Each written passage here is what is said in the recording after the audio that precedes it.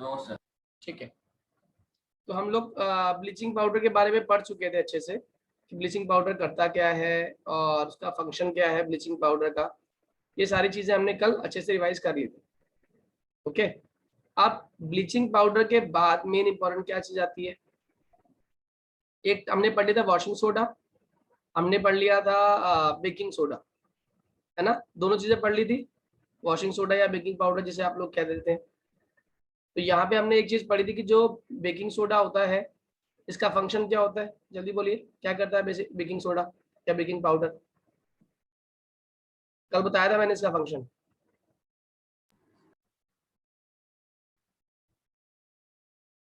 बोलो, क्या फंक्शन था इसका?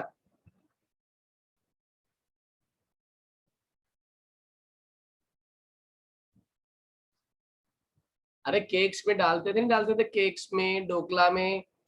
और कौन सी गैस लिबरेट करता है वो अपने में से? Carbon dioxide. Carbon dioxide gas, जो क्या काम करती है बेसिकली? केक को क्या करती है? फ्लफी करती है। फ्लफी। और जो ये CO2 गैस निकल रही है, यही CO2 गैस उसे हेल्प करती है किस चीज में? एज अ फायर एक्सटिंग्विशर बनाने में उसको हेल्प करती है। Am I clear to all? हाँ या ना? तो हम लोगों ने सोडियम कार्बोनेट पढ़ लिया, दैट इज वॉशिंग सोडा। हमने सोडियम बाइकार्बोनेट पढ़ लिया, दैट इज बेकिंग सोडा। हमने बेकिंग पाउडर पढ़ लिया। ठीक है, बेकिंग पाउडर के बाद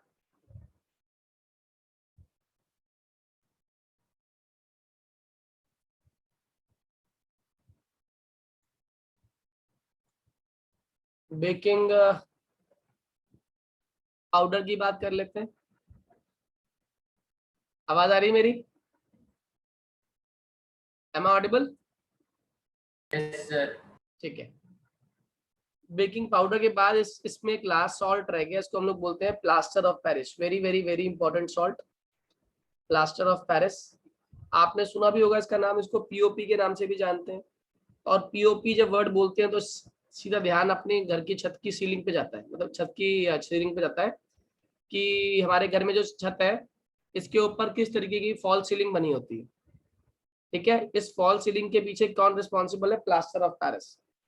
जो प्लास्टर ऑफ पेरिस होता है ना, बेसिकली इसका जो फॉर्मूला होता है वो होता है CaSO4.12H2O। क्या है इसका फॉर्मूला? CaSO4.12H2O, यानी कि कैल्शियम सल्फेट हेमीहाइड्रेट इसका नाम होता है। कैल्शियम सल्फेट हेमी, हाफ को हम हेमी बोलते हैं, हेमीहाइड्रेट इसका फॉर्मूला होता है। इसका नेम भी होता है कैल्शियम सल्फेट हेमीहाइड्रेट। बनता कैसे है? ये बनता है जिप्सम से, ध्यान रखना। Form from gypsum, formed from gypsum. अब जिप्सम क्या होता है? CaSO4.2H2O। इसको आप हीट कर दीजिए 100 डिग्री सेल्सियस से ऊपर टेम्परेचर पे, 100 डिग्री सेल्सियस से ऊपर इसको आपने हीट कर दिया, ये क्या बना लेगा?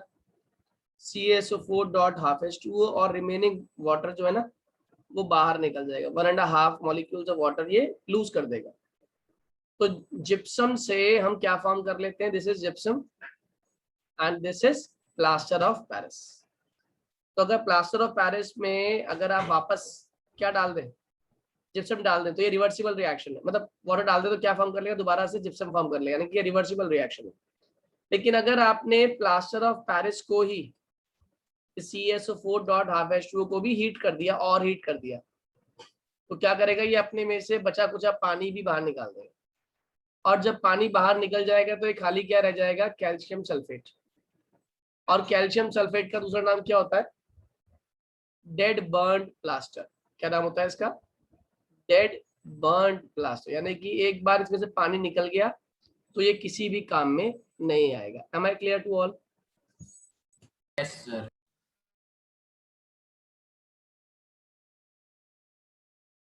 सबको समझ आ गया ये? जल्दी बोलिए। Yes sir. कह रहा है अगर हम प्लास्टर ऑफ पेरिस की बात करें तो होता क्या है plaster of Paris?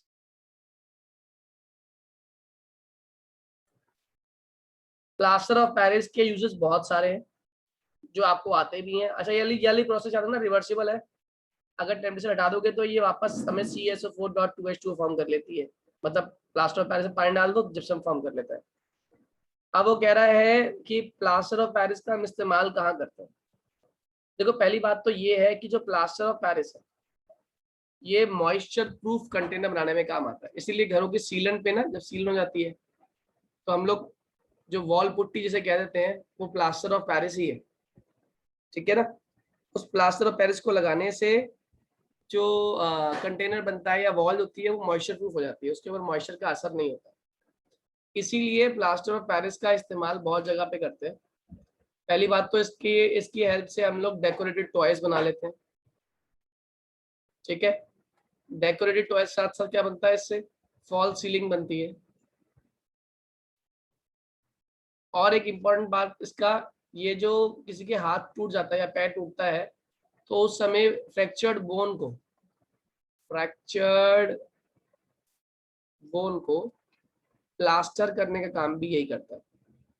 Fractured bone को प्लास्टर करने का काम भी यही करता है, ठीक है। और फ्रैक्चर्ड बोन को प्लास्टर करने का काम भी यही करता है, मॉइस्चर प्रूफ कंटेनर भी ये बनाता है, और इसका प्लास्टर ऑफ पेरिस का इस्तेमाल एज अ फायर प्रूफिंग भी करते हैं।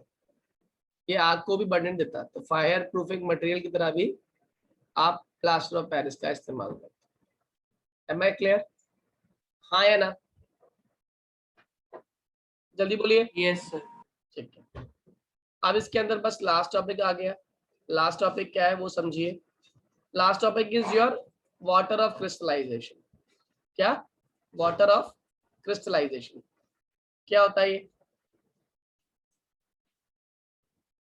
आपने कभी नोटिस किया हो जितने भी क्रिस्टल्स होते हैं, कभी देखे हो क्रिस्टल्स तो आपने, जैसे फिटकरी आपने देखी हुई हो, तो कह रहा है जनरली जो क्रिस्टल्स होते हैं वो कलरफुल होते हैं, कलरफुल। तो पहले क्या होता है वाटर ऑफ क्रिस्टलाइजेशन का समझ लो। कह रहा है द वाटर मॉलिक्यूल्स जो कि क्या बनाते हैं, which form part of structure of a crystal are called water of crystallization। यानी कि जो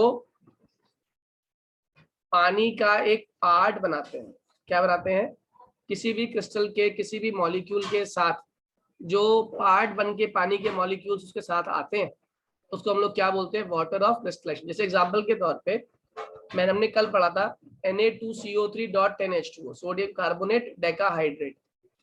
तो ये जो 10 मॉलिक्यूल पानी के हैं ये वाटर के साथ बॉन्डिंग कर लेते हैं। अब वो टाइप बॉन्ड का अलग अलग होता है, हम आगे पढ़ेंगे 11th में। एक कोऑर्डिनेट बॉन्ड होता है, कोवेलेंट बॉन्ड होता है।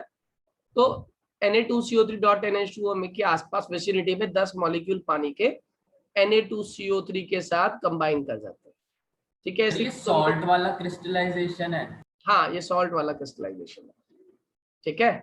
ऐसे ही हमारा कैल्शियम सल्फेट के क्रिस्टल अगर आप देखें तो कैल्शियम सल्फेट में 2H2O होता है, यानी कि 2 पानी के मॉलिक्यूल कैल्शियम सल्फेट के साथ कंबाइन कर जाते हैं, इसीलिए हम इसे कैल्शियम सल्फेट डाइहाइड्रेट भी कहते हैं।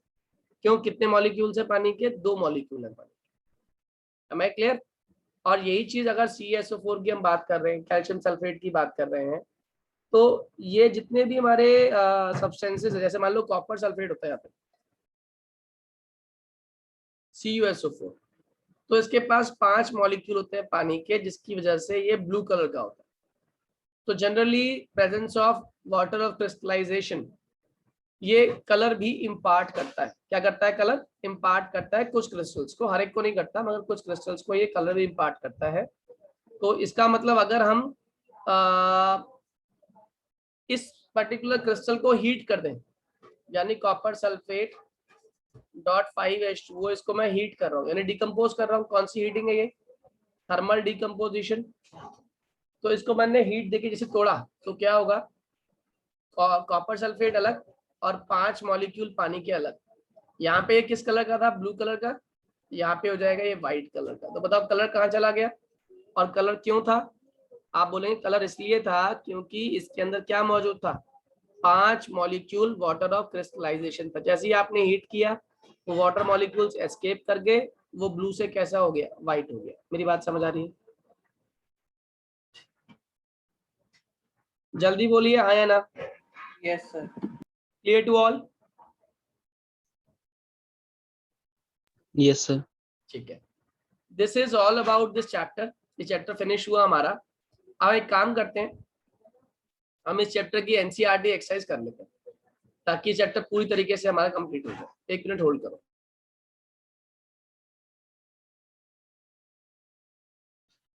बच्चों एक्सरसाइज विजिबल है? क्वेश्चन नंबर 1 to 7 करिए जल्दी से, 5 मिनट में करिए कंप्लीट इसको। ठीक है, बताइए आंसर क्या क्या है। A solution turns red litmus blue. Its pH is likely to be, बताइए कि क्या होगा pH? रेड से ब्लू कौन होता है? Certain. ऑब्वियसली बात है, एक बेस होगा और बेस का pH कितना होता है हमारा? 10 होता है। A solution reacts with crushed eggshells to give a gas that turns lime water milky. Sir HCl। HCl, बताओ कौन सी गैस निकालेगा वो? CaCO3 कंबाइन करेगा HCl से, बताओ क्या क्या बनेगा? CO2 गैस होगी। Okay. Next is 10 ml of solution of NaOH is found to be completely neutralized by 8 ml of a given solution of HCl. If we take 20 ml of same solution of NaOH, the amount of HCl required to neutralize it will be, बताओ? Sir 16। Very good. Obviously बात है, अगर 10 के लिए 8 चाहिए तो 20 के लिए कितना चाहिए होगा? 16 चाहिए होगा। ठीक है? Okay. Next is which of the following type of medicine is used for treating indigestion? ये तो बताया था। Antacid। Antacids. Write word equation and then balance equation for the reaction taking place when first part dilute sulfuric acid react with zinc granules. तो क्या होगी reaction? Sir H2SO4 plus Zn gives ZnSO4 plus H2 हो गया। ZnSO4 plus H2 लिख लिया सभी लोगों ने ये? हाँ या ना? Yes sir। और नेक्स्ट क्या है इससे आगे? dilute HCl reacts with magnesium ribbon. तो HCl plus Mg gives MgCl2 plus H2 plus H2।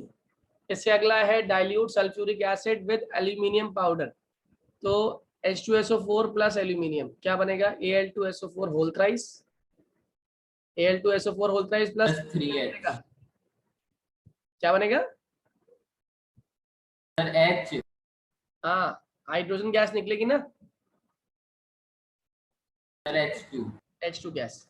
फिर है dilute hydrochloric acid react with iron filings, तो क्या हो जाएगा उस केस में? HCl plus Fe, FeCl2 plus H2। Am I clear to all? Sir in equation को balance करना पड़ेगा बैलेंस हमें। करना बहुत जरूरी है, हमेशा बैलेंस इक्वेशन लिखना आप लोग। अब आगे सुनिएगा, कह रहा है compound such as alcohol, glucose also contain hydrogen but are not categorised as acids. Describe an activity to prove it. देखो अल्कोहल और ग्लूकोज जो है इसके अंदर अगर हम इलेक्ट्रिक करंट पास कर दें, इलेक्ट्रिसिटी पास कर दें और एक बल्ब साथ में कनेक्ट कर दें तो बल्ब ग्लो नहीं करेगा।